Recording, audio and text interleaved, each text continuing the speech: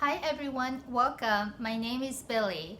Today I would like to share with you how I permanently dyed a pair of leather heels to a darker shade.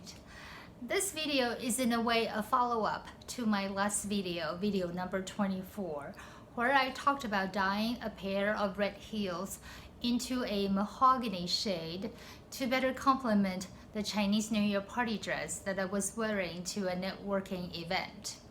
So the shoes that we're talking about today are actually this one here. This is the after picture, and so these are actually thrifted from Poshmark, and these are marked by Marc Jacobs.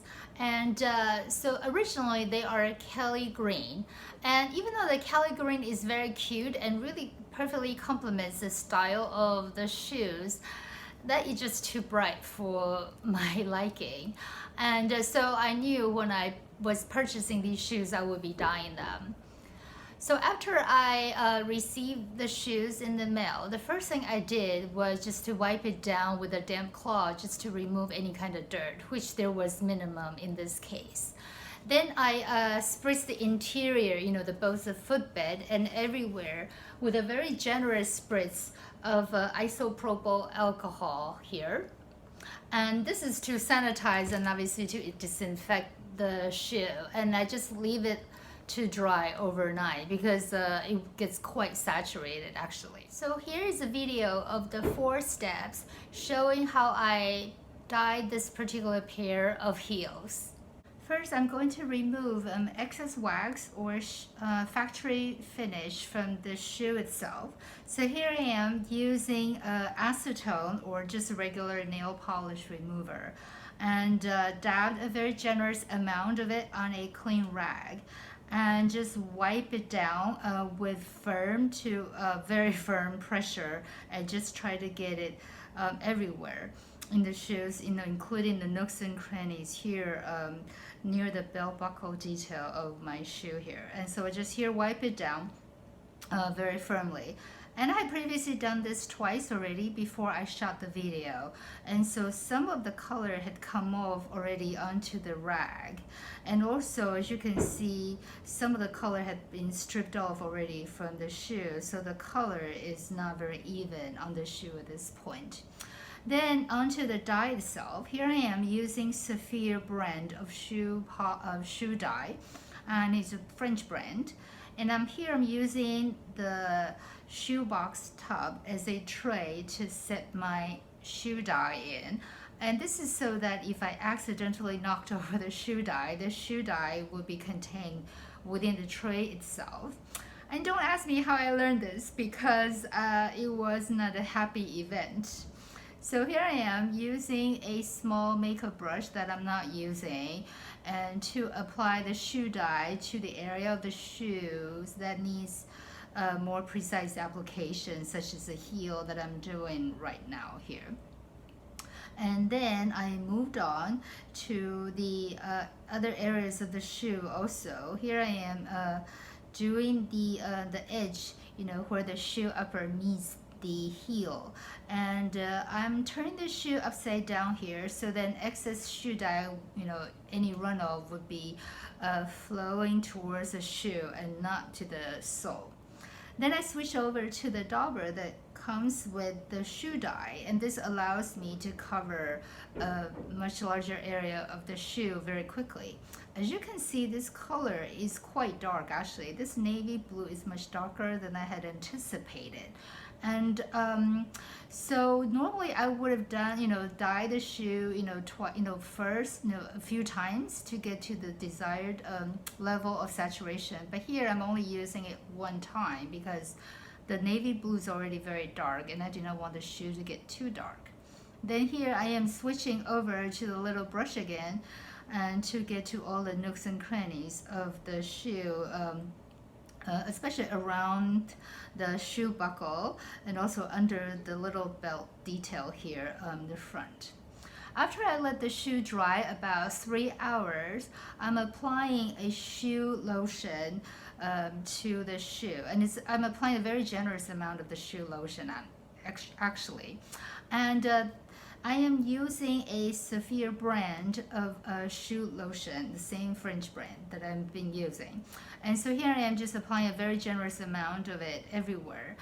This is to hydrate the leather, because after the acetone rub and also the shoe dye, the shoe leather at this point is quite dry, and so really could use some hydration. So here I am applying the first layer, then I did not have to let it dry, then I just apply the second layer on the left shoe. Then I'm doing the same thing for the right shoe. And then I let it wait overnight to make sure everything is completely dry. Then I'm buffing it with a standard shoe polish brush, which is a horsehair brush, and just kind of brush it down very carefully to remove excess sort of dried on shoe lotion and just everywhere. So here you can see that the shoe is already starting to develop a bit of a shine already. Now here I'm using the colored shoe cream, and I am using a hunter green here because after the shoe dye dried, the shoe, is sort of somewhere in between the original green and the navy blue. So it's more of a navy blue with a bit of a green tint. So I wanted to add a bit more green tint to the finish, to the final color of the shoe. So here I am, just like the shoe cream, I am applying the colored shoe cream everywhere. And I'm using a very gentle circular motion, and then I'm using my gloved finger to apply it, and so this will allow very precise application. Then after it dries for about half an hour, I then just brush it out again with the same horsehair brush, and then the shoe dye project is officially finished. I'm very pleased with the result here. So this is the after of the shoe. So then as you can see, it's not 100% navy blue. It's really definitely in between. And this is a good contrast. You can see the original apple green or Kelly green color, and also the resulting color. And so I'm very pleased how this turned out. So I'm very happy. So this is what it looks like, the end result. And then also this is the red shoes turned mahogany that I wore with the Chinese New Year party dress. And so as you can see, it's actually it's a bit of mahogany, and in between red and the dark brown that I use. So it's kind of in between. And then in this case, I also dyed the sole because I kind of messed up the sole. So some of the dye run off, and so I just dyed the color the whole thing. So at least it looks consistent. So these are the shoes that I wore with the Chinese party dress. And this one here is the very first time I tried dyeing the shoes. So originally these shoes were on super sale on Amazon, so I bought them as a sort of an experiment project. And so originally the entire shoe is this very bright silver color, and then I dyed it 100% with black dye, and then these are the metal kind of decorations, so of course they do not get dyed. And for this particular pair, I had to use 4 applications or 4 layers of the black dye to completely cover the silver, and also to really saturate the leather so it gets to this very dark and very rich black. So I'm very happy how this works out. And then the last one that I have done so far is this pair of ballerinas.